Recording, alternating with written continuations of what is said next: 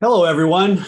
Welcome back to the podcast with me, Randy, and James. And today we're going to talk about how to become rich. Exactly.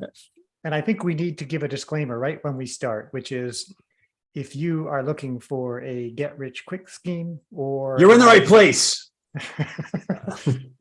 or if you think that being rich is about making a lot of money, we'll give you some tips about how to make money, but that's not really what we think being rich is. So why don't you just cut right to the chase, Randy, and tell people what it means to be rich? I could go back to Conan's famous saying, but maybe I don't think that's what you're talking about. So, Oh, wait, now you got to tell me, what is Conan's famous saying? to hear the wailing of your enemy's women and to drive the enemy before you. I don't know the exact quote, unfortunately, but that's probably not what you meant. That's not what would have come to mind first. So maybe we'll get back there. I don't know. So my image of what being rich has changed as I've grown older. I think that the amount of money I make now, I never thought was obtainable when I was younger, especially when I entered the military, making $800 a month for the first couple of years. And there is a misconception in the military that enlisted people will probably never be rich. But the Army didn't have a 401 program for a long time. They just instituted one about 4 or 5 years ago. That's something equivalent to a 401k program. And, now an enlisted person can, if someone teaches them how to invest in their 401k, they can definitely retire with their retirement and their 401k plan, be, making six figures a year easy just on their pension and their 401k. And I actually am in the process of writing a book about that so that other enlisted people can learn from my mistakes. No one actually ever told me how to move my money around and prepare for the future. I had to kind of learn it on my own. But I will tell you a story, because once I did learn and figure it out, probably when I was in my mid 30s, maybe a little late, but the new guys that were coming in under me that were in their early 20s, had a year of college under their belt, maybe, or no college at all. They went through the Green Beret course, which is anywhere from 2 to 3 years long, depending on which profession you end up getting. And they come to me, 20, 21, 22 years old. And I sit them down for their initial evaluation and counseling, like we do with everybody. And I always say, hey, here's the deal. I am not an expert in investing, but there are people that are experts in investing, and you should check out a few and talk to them and see how you can especially while you're single, put some money away for your future in an IRA, a Roth IRA, all these buzzwords that I've become familiar with over the last 15, 20 years that I had to learn about by reading and asking questions. Let me tell you, it can help you get out of the military in a more comfortable way. And it'll prepare you for civilian life if you don't actually retire in the military, especially. And this kid listened to me. A couple of them did, but this specific kid listened to me. He got out of the Army after 10 years so he didn't retire. And I saw him right before he got out, and he actually worked for me again later on, and he thanked me. And I said, oh, you got a plan for getting out? And he's like, yeah, thanks to your advice, I have almost $300,000 in the bank. And that he, because he was single and he just put more and more of his salary away every year. And it was a good 10 years in the market as well. And he's like, yeah, I'm going to buy a CrossFit box in, South America and run it. And I'm going to have all these other plans, but thanks to you, I have these options. And so while I think what you're trying to get out in the beginning is money doesn't make you rich, but what you do with with your money earlier on in your career can make you more comfortable for sure. I think we're going to talk about that later. You probably know more about that than I do. But what I've also found is, finding the right people or person to spend your life with, making time for your family. Like I have 2 sons with my ex-wives that I had to really try really hard to make time for them because we were never in the same city after I divorced their mother. And reaching out to your network of friends and family that you've made over the course of your life, people that are important to you, selecting the right people to be in your life that aren't going to be Eeyore and random negativity, and just I found those people just bring you down, and whenever you have an idea, they jump up and down on it and kick it around, and then they give it back to you with a blown up soccer ball, and I don't talk to those people anymore because they didn't help me very much progressing through my life. In my life right now, I'm not a millionaire by any stretch of the imagination.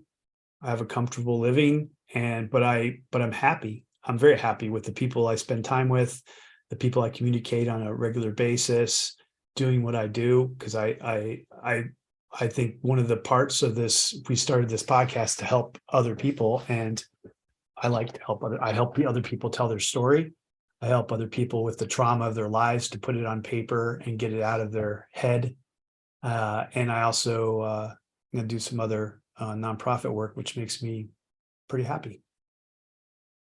Wow, Randy. So that's your whole podcast. That was more than thank I wanted. You for showing up. More than I wanted and less than I wanted, and so much to unpack there.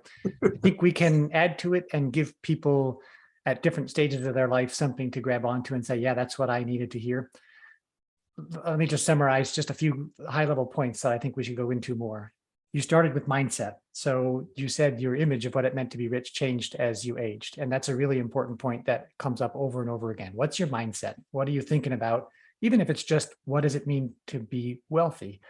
Secondly, starting conditions do not determine where you end up.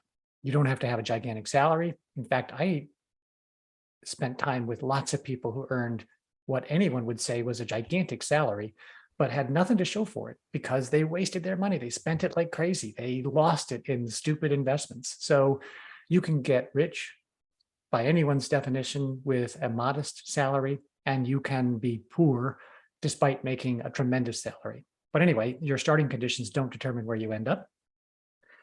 Because of the next point that you mentioned, which is the power of time. Time is one of the best things that you can put to your service in the pursuit of material things. And we'll come back to that. And then lastly, what I was trying to get at, and which we should come back to, they're non-monetary factors that contribute to your sense of wealth and well-being. And that's people, that's purpose, and we'll come back to that. But ultimately, the question of whether wealth means money or happiness or satisfaction or something else is something that is a very important question. But let's start with the very first thing that you mentioned, which is your perception of what it meant to be wealthy changed over time.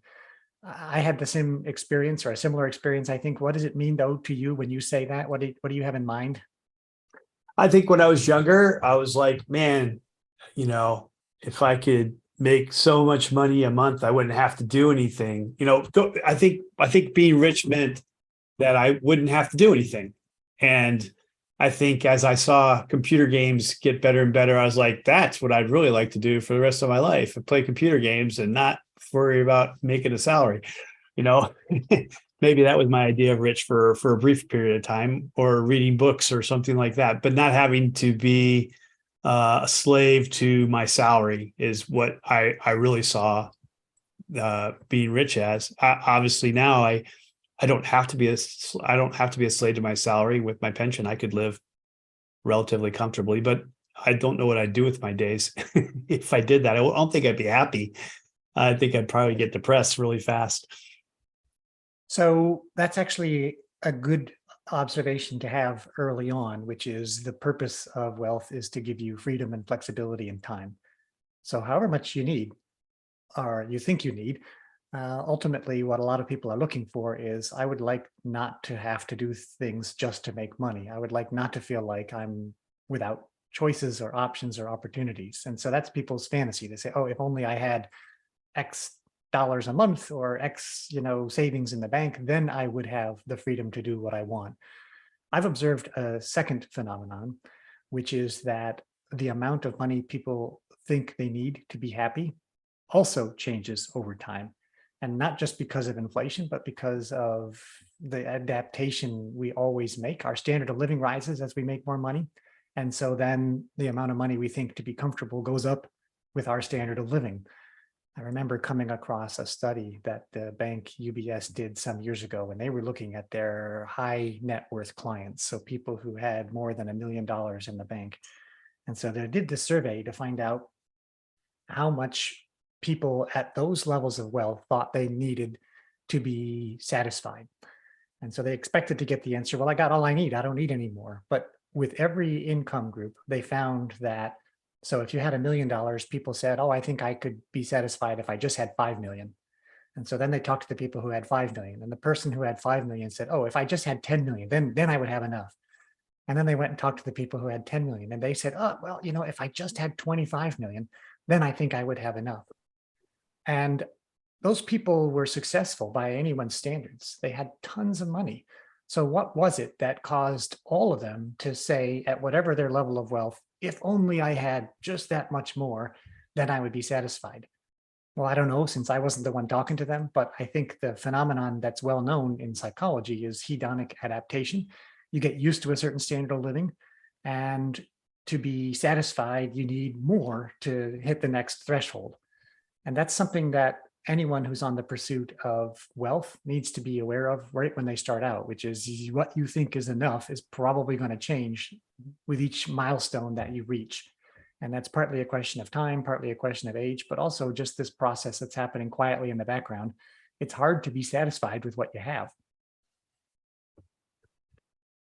Yeah, I agree. I also think it's I don't think it's keeping up with the Joneses, because I think people can recognize they're comfortable at, some of these large salaries you're talking about, but they're like, man, if I had that, the extra 5 million, then I could actually, buy my own jet, or, I could see what, whatever I could buy my jet and go whenever I want, however I want, and comfort, and I don't have to worry about checking the dogs in or whatever, it's this extra level of comfort that they're seeing their friend or a peer or someone else having, and they're like, man, I think I'd really like to live that way. And so they're just looking, that keeping up with the Joneses kind of syndrome, I think. That phenomenon is real. I came across some other interesting data about that. There's lots of people doing research about how much money you need to earn in order to be comfortable, to have a sense of well-being. And so one particular study that I came across from Purdue University, actually, they did a pretty wide study on how much money people needed to earn to feel sense of well-being, and then a separate but related question, which is life satisfaction. How much money did you need to earn to feel satisfied with your life? And there are subtle differences. What they found was that for the optimal emotional well-being, you needed to have between $60,000 and $75,000 of annual income. Okay, we'll come back to that because that number is very surprising to me. The thing that they found was that life satisfaction, to be satisfied with your life, it requires more than that amount of money, something like 95, almost $100,000. And that phenomenon they explained by saying, when you want to feel good about your life, that is a subjective feeling, right? My well-being requires me just to have enough to feel happy. But life satisfaction is a comparative thing. That's the keeping up with the Joneses. When you say, am I satisfied with how my life is going? Inevitably, you then start to make comparisons with other people. So even though you're making more money, instead of $60,000, you're making $95,000. if you're saying or asking the question, am I satisfied with my life? Inevitably, you're saying, well, how am I doing compared to other people? And that leads to dissatisfaction. You need much more money, 50% more, to start feeling satisfied.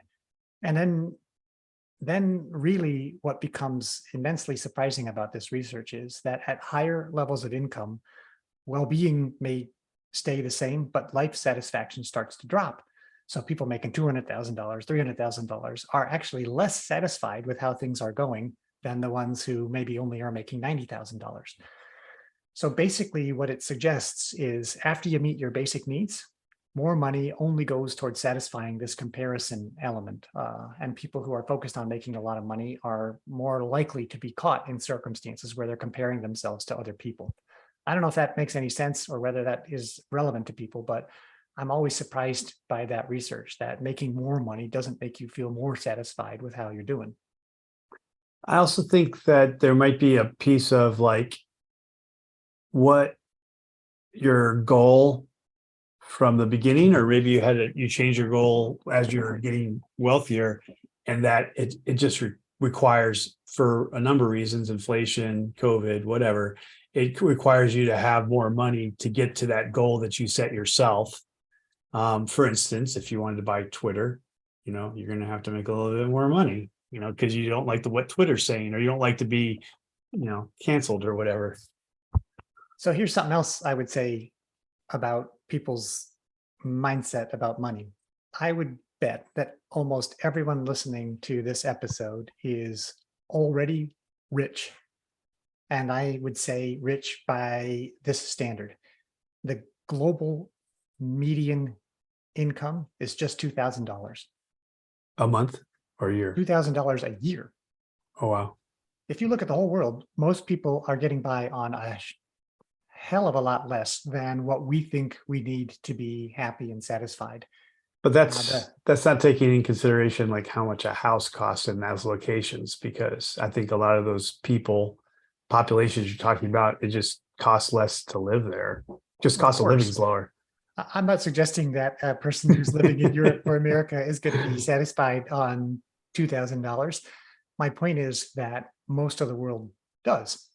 Actually, the global top 10%. So let's say you don't want to be average. You want to be right up there in the top 10%. You only need income of $15,000 a year. It becomes a really, really, really, well, what I want to suggest with this is it's helpful to gain some perspective and say, wait a minute, what am I complaining about making my $50,000, $100,000, whatever? Part of it might be you're living in a really expensive place. Yes, but that's not the whole answer. Big part of the answer, and this is where I have a problem with the happiness research, right? Where they come up with these numbers and say you need $70,000 to be happy. Are you suggesting that 90% of the world is unhappy because they only make $15,000 a year? We know that's not true, right? Think of all the places you've traveled and lived and worked. People are happy, and they're happy despite not having the objective levels of income and wealth that sometimes we get the idea in our heads we have to have. So for me, keeping perspective and being careful what sort of story you're telling yourself internally and then what comparisons you're making is really important. I'll give you an example. So I started out my career earning well, right? So the lawyers earned well, and I chose a path that got me to the, starting lawyers coming right out of law school are in two different bands. Some people start out making, honestly, not really very great salaries, and there's not much in the middle, and because they take advantage of junior lawyers. And but there's a small group of lawyers that make a ridiculously high salary, and those are the ones that go to the big elite law firms and then put in 100-hour weeks for years to work their way through. They are paid 3, 4, 5 times as much as the lawyers at the bottom of the distribution, where there's a big clump of people, 40% at one end, 20% at the other end, and not too much in the middle. So I started out at the high end, and my salary never went down from there. But throughout my whole career, I was surrounded by people who were making more money than me. So I had a good 6-figure salary, and I'm sitting in a room with people who are making 10 times as much as me. At a board meeting, for example, I had centimillionaires, billionaires. And I had strange thoughts sitting in these rooms, which is, well, A, that person is no different and better than me, which was probably just arrogance on my part and ignorance. But nonetheless, I had that thought. They don't look different. They don't seem different. They don't act different. Actually, sometimes they did act different in the sense of being very frugal, right? Some of the wealthiest people I knew were immensely cheap, never paid for a thing if they didn't have to, and were counting every penny, which is probably how they became wealthy in the first place. But my point with all this is to simply say that the comparisons that you draw in your mind, how you think about money yourself, are affected by who you compare yourself to. And sometimes it helps me to remind myself, oh, well, you know what? 90% of the world gets by on $15,000 a year. So maybe if you're not feeling satisfied, it has to do more with what you expect than anything objective. So let's talk about time. The colleague of yours, when he started his military career, who listened to your advice, what did he do you know, that made the difference? And what do you think is the factor, or are the factors that make a difference, and why time is so important to saving money and becoming wealthy? Well, I don't pretend to be the expert in investing or anything like that, but it seems to be if you steadily invest over time in the right things, then you will probably end up in the positive end of things. So he talked to a financial manager, financial advisor. He invested, I think, 10 or 20% of his salary and all of his travel money. And I told you some of this travel money is anywhere from $3,000 to $6,000 a month. And he would just eat, the bare minimum, and the rest of it would go into with his financial investor. And that's kind of how he ended up with that. Also, by the way, he spent, of the 10 years he was in, he spent 5 of that in combat. We don't pay any taxes when we're in combat zones. So all his tax-free money he also put back into his investments. Okay, so and he was single the whole time, so he didn't have any children or a wife to support, or while she was having the children and things like that. So he didn't get married till he got out. So let's take just your last couple of points there, because it illustrates a really good point, which is if you focus on just your headline salary, you're missing a really important opportunity, which is every job is going to have different perks, different ways of structuring your total compensation. And your total compensation comes from monetary and non-monetary things. Do you get a bunch of time off? Can you have flexibility in where you work and how you work? You absolutely should take that into account when you're trying to figure out what is the benefit of, or the value of, your total pay package. But looking just at the monetary factors, do you get this per diem allowance that you can save? Do you get the opportunity to have some of your income or all of it not taxed? Do you get to contribute to some kind of pension plan or, tax advantaged savings? Figuring out where you have a benefit and how to take advantage of that benefit is something that you can do at any time. And the earlier you do it, the better. You should, I'm always amazed when I meet people who are otherwise really smart and brilliant in what they do, but they are totally missing out on an opportunity to take advantage of a work-related benefit. Like your company has a match for a 401k, but you have to contribute yourself to get it. That is totally free money. And we're not telling anybody anything they don't know by saying, take advantage of free money. So understanding the benefits that your company offers, it might be free education. It might be, there's all sorts of ways that companies pay their employees and provide benefits to their employees. Partly it's for tax reasons. So depending on what state you're in, what country you're in, you'll get different benefits, different advantages.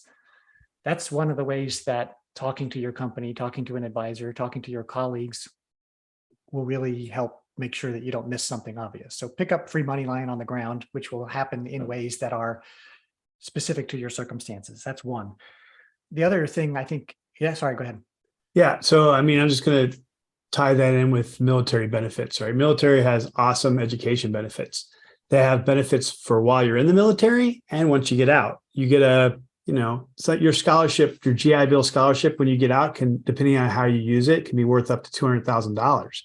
And while you're in the military, they have another scholarship fund that will give you, if you work at it, you can get up to a master's degree completely free. And then you get the other scholarship, the GI Bill on the way out, and you get another master's degree, a doctorate, or whatever. You can give that to your kids or your wife, whatever you want to do with it. And so the problem is, it's a lot for a 17, 18-year-old who never wanted to go to college to understand all those benefits and how they can, for lack of a better word, benefit them, while they're in, to take their lunch hour and take one college class, a semester until they get a degree, or spend, a couple hours every weekend to get, the degree that they're getting for free, that most people can't afford on the outside, and they're going into debt to get. And so that was another thing that I counseled him on. At the end of his career, he hadn't got his bachelor's degree because he didn't listen to me on that point. He just listened to the investment point. And I said, hey, I'm going on a mission. You're going to get per diem. You could stock that away, on your little fund. I didn't know about his fund then. And then also you can get, well, I'm going to use the GI Bill. I was like, yeah, the GI Bill is great. Don't get me wrong. But you can get a year and a half of college still before you get out. And then you can use the GI Bill for 4 more years and not have to work a day for those 4 years while you're in college. You don't even have to get a part-time job. It'll give you a per diem. It'll pay for your housing. It'll do everything. And he's like, really? I was like, yeah. So I had to explain these things. So as a supervisor, we're talking about being rich. And I hope at the end, you're going to talk about giving back and the generosity of your knowledge. And as a supervisor, helping these young people understand the benefits of their 401k match, and understanding that, hey, we have a program where you can take a year off and go travel. And we'll pay a minimum salary to you or something, because we think that benefits the company. Or we have educations. If you've got so many years in and you're willing to commit to 2 more years, then we'll pay for your college, your next degree, or something like that. A lot of great companies do that kind of stuff, but you have to dig through the black and white, rules. You don't really know that, and if you're not telling. I guess is it a catch-22 in the civilian world, because it's the company's money, right? So if the employees don't know about it, why would the company offer it if they didn't think it was to benefit the company by having better educated, more knowledgeable people working for them? I think they put it there for a purpose. So I don't know if anyone's hoarding the money and like, we don't really want to give a lot of education money out today, this year. The military doesn't look at it that way, but I don't know if the civilian world looks at it that way, because it's the company's money. But you would know better than me. It's definitely one of the biggest and best perks where it is available. And by the way, to answer your question, I don't think companies are hoarding that money when it is the right employee and for an agreed educational purpose. You're right, we do benefit 100%. But from the individual's perspective, if you look at income statistics by demographics, so what's the person's background, what's their educational attainment, there is no clearer and no more direct correlation than what is your level of educational attainment to income. So high school, college, advanced degrees, that is a straight line correlation, better than almost anything else, to say what are your lifetime earnings going to look like. So not only is it a huge economic benefit to be able to take courses while you're in the military or at work, the economic benefit of then not having to pay for it for a certain number of years after you get out, simply getting yourself the degree is a huge boost to your earnings potential. So that's a double benefit, and one of the best things, I think, from what you've described about the various benefits the military offers. Certainly for anyone who is early on in their career listening to us, focusing on your education, it sounds cliche, but it is, because it works. And if you have somebody who's willing to help you pay for it, then that's a gigantic benefit that will pay many times over. This gets to maybe the first part of what you were saying before about what your friend did to successfully invest over time. And you said you weren't sure necessarily why it works. And I think the simple reason why it works is compounding, compound interest. So you save and your money goes up if you've invested correctly and wisely.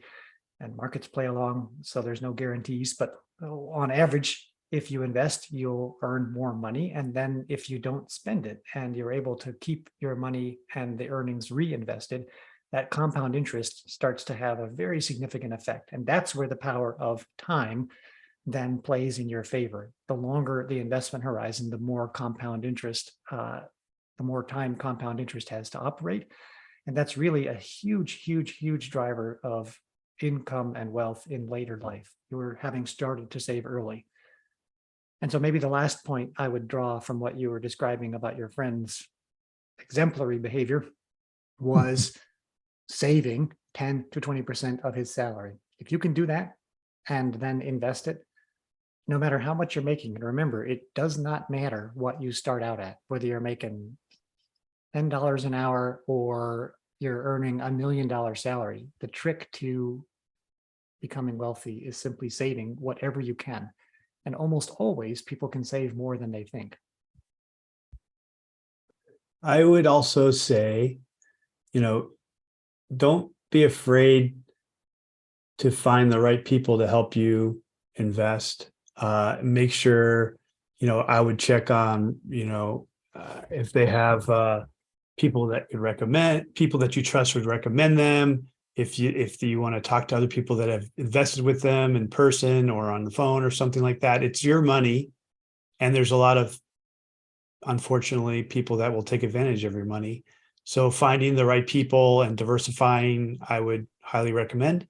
And I would also say most of the time, get rich quick schemes don't work. They're a scheme for a reason. MLMs come to mind. They're big in the military. You have the new privates that come in that think What's that MLM? Sorry. multi-level was it multi? I think I it's don't. multi-level marketing. Yes. Yeah. So it's So like, where do you see it in the military? so there's a lot of different, there's a lot of different ways this comes about. They have vacation ones. They used to have phone card ones. They had Amway used to be accused of having one. I'm not sure it's not one, but they have a lot of lawyers. But basically it's basically someone sells something, then every time they sell one, they get a percentage of it. And then they sell the ability for someone else to sell it. So now they're making a percentage off a percentage.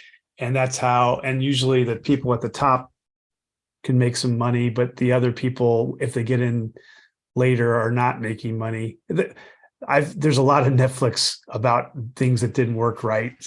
So if anyone wants to see how it doesn't work right, you can probably go on Netflix and pull up a couple of different TV series. But a lot of young kids who never made a salary before join the military, and they see rich as money, right? Just money. And they don't really understand how all these things work. I can't count the number of times in my later career. In my early career, I only got hit once or twice, but in my later career, I'd have all these kids come up to me as a supervisor and like, "Hey, have you heard of this?" I was like, "Yes, I have."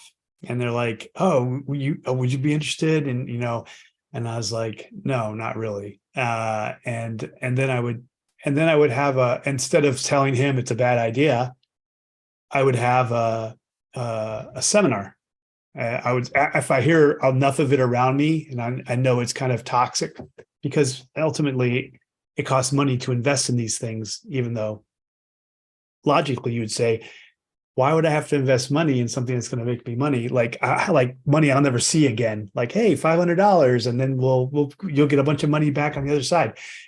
People always say you have to invest money to make money. I get that, but this is just, you're buying a bunch of materials a lot of times. And anyway, I'm not going to get into we can get into that later on if you really want to, but I would have a seminar and I would talk about, all the ones that I knew about that I got exposed over my career, and the stories the stories of the failures of a couple of them, just so everyone could be careful. And sometimes it helped people. And I got people come up to me a month later saying, "You were right. I'm glad I got out when I did."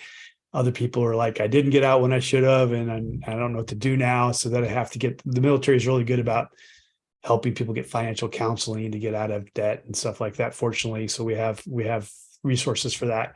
But anyway, my big thing is get rich strategies, get rich quick strategies usually aren't. How about that? That's probably the best way to say it. That is a good way to say it. And I'm going to be even more black and white for people to say almost none of the advice that you will get in the financial area is worth anything. And a lot of it will lead you astray. You don't need it. You talked about the benefit of getting a good advisor. And while that can help, you're just as likely to get someone who is looking to make themselves rich. And even a recommendation from a friend isn't always helpful, because some of them will be coming to tell you to invest in this new crypto thing or this new, what turns out to be a Ponzi scheme. They were successful for a while, and so they are genuinely and heartfeltly recommending it to you, but that doesn't make it a good idea. Here's all you need to do. And, I'm giving advice, but you can place it in context. All you need to do is save as much money as you can and put it in a broad-based, low-cost index fund. Simple, period. That's it. That is not the only way to get wealthy. It is not the way to make the most money, but it is the most reliable way to let compound interest work in your favor, and you will avoid making obvious mistakes. If you try 10 schemes or plans, you might be successful with some of them, but 10 of them will fail reliably over a 30-year time frame. And that's not the odds that you want to have, right?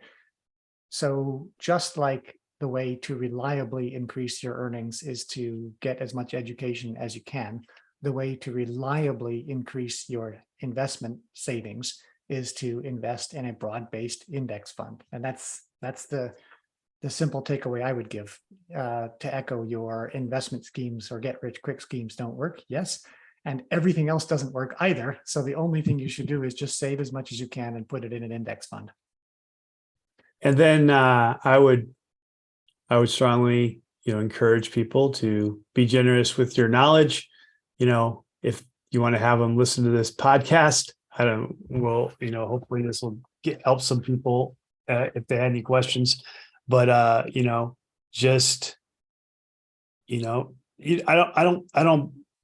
not saying you should force feed them, do this or you're gonna die on the streets or something like that. But gently nudging them in the right direction to make good decisions about their future when they're young, because once again, time matters. And then giving them reading material or something else so they can make their own decisions. I don't know if you've ever heard of the Latte factor, James, but it's a very short book. It's a parable about a 20-something woman out of college who got her dream job working for a magazine in New York City, a travel magazine in New York City. And they have a 401k option match, but she didn't really know what it meant. And she was living off every dime to pay her rent.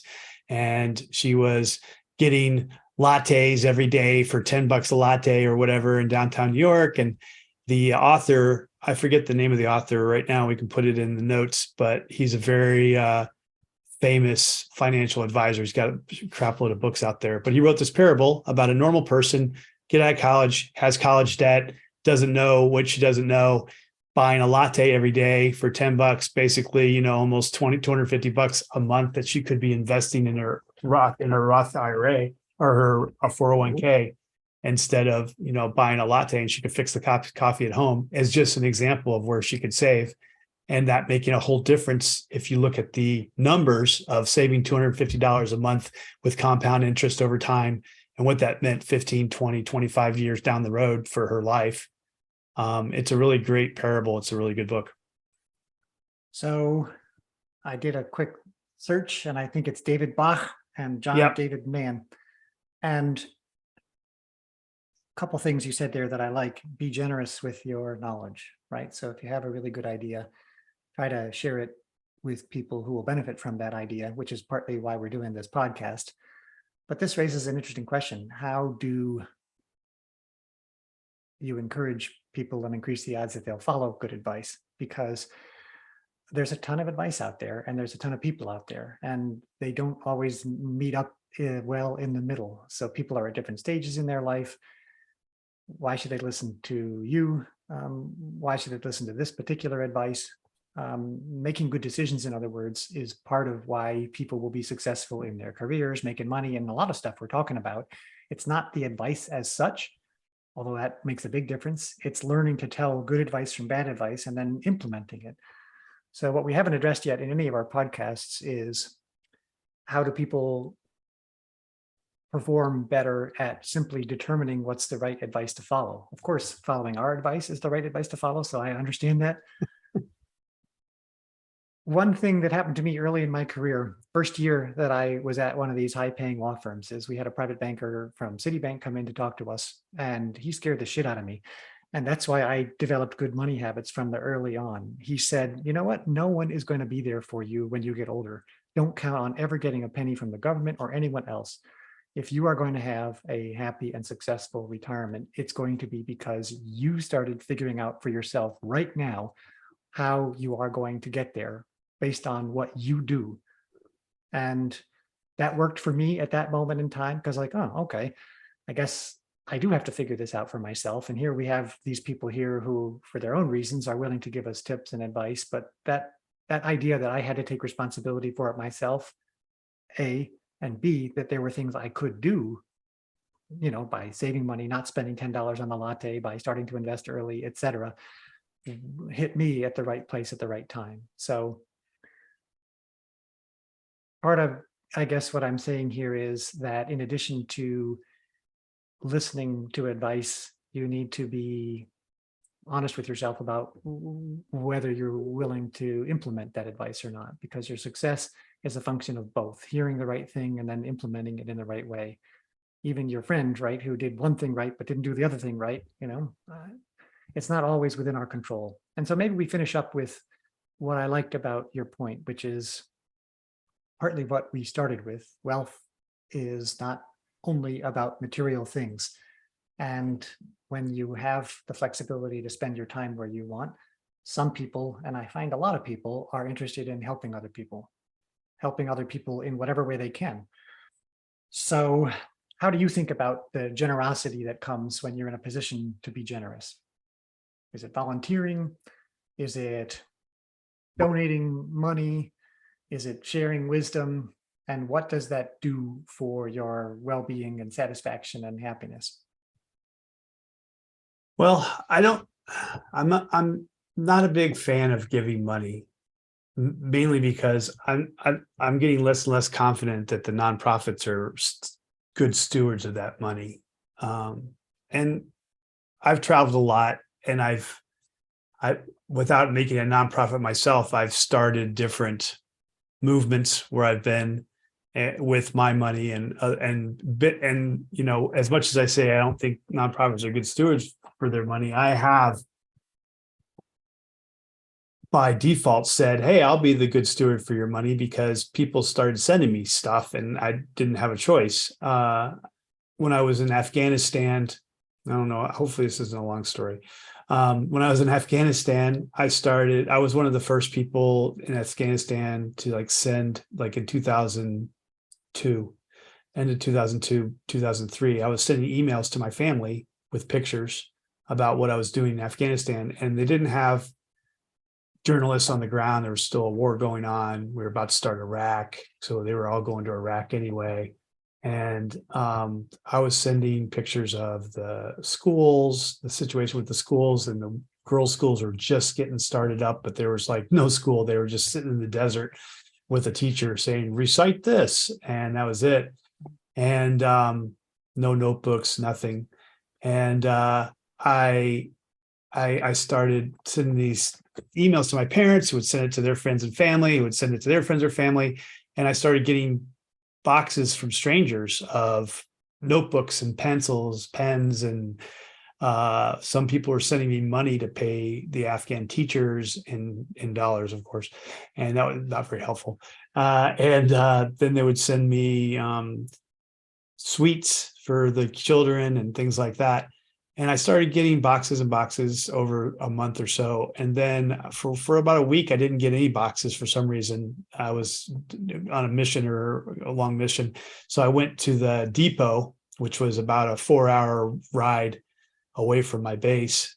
And I happened to be there for some resupplies. And I went to the mail room and I was like, hey man, I was when I picked my mail up. He's like, what's your name? He's like, Randy Searles. He's like, oh, you.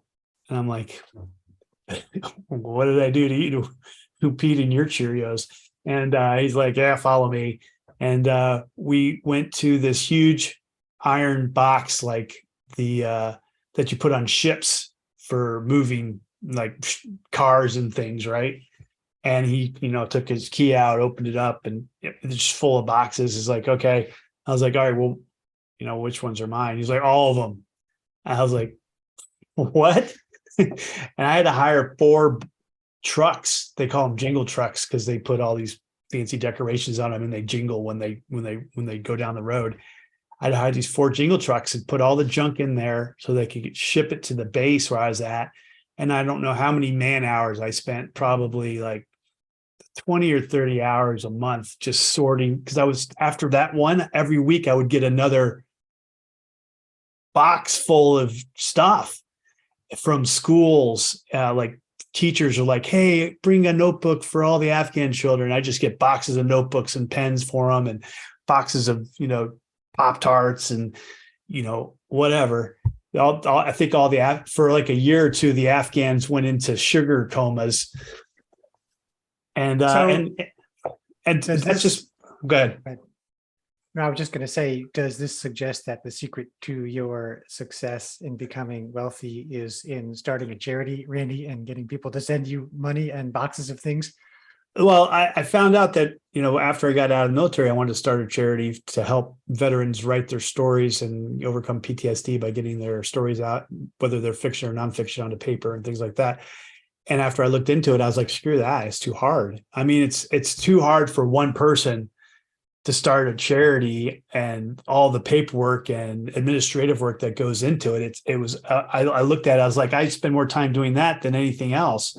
And so I was like, I don't know. I end up, kind of contracting myself out my ideas out to other charities to assist, but I never really fulfilled what I wanted to do.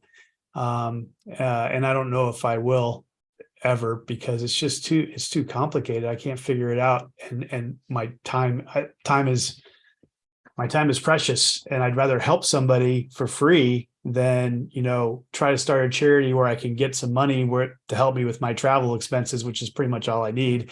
So I can go, do seminars with veterans or something like that. Helping those kids and the teachers and stuff was really, made me feel really good. I didn't expect to do that. I mean, I expected my parents to send me a couple boxes of Pop-Tarts and some toothpaste, and all of a sudden I'm getting crates of stuff. I carried that over into Colombia. I served in Colombia for 4 years over there, going to like the crappiest parts of Colombia where poverty was really bad. And I took all of my Afghani followers to the poverty-stricken areas in Colombia, and they continued to send me stuff there. And I actually, out of my own pocket, hired people to sort through the boxes for me because I had a job and I didn't have time to do it.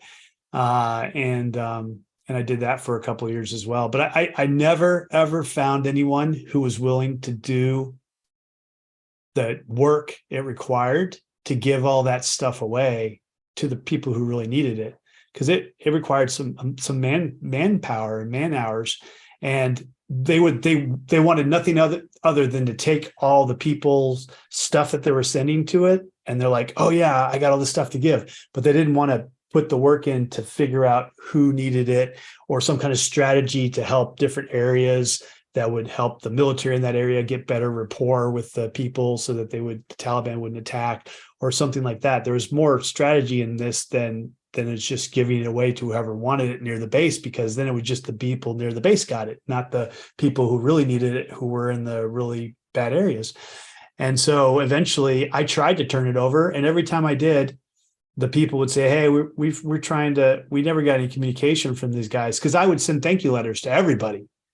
I would send thank you letters and thank you emails to everybody who, sent me an address or an email, because they put money and effort to this too. And that took a lot of work as well. And no one else wanted to do that.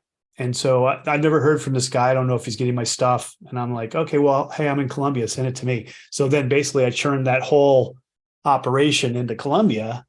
And then I ended up going to Africa and I got to turn it to Africa. But, now that I'm not anywhere that really needs it that bad, I kind of turned it off and said, hey, I'm retired from that business for now.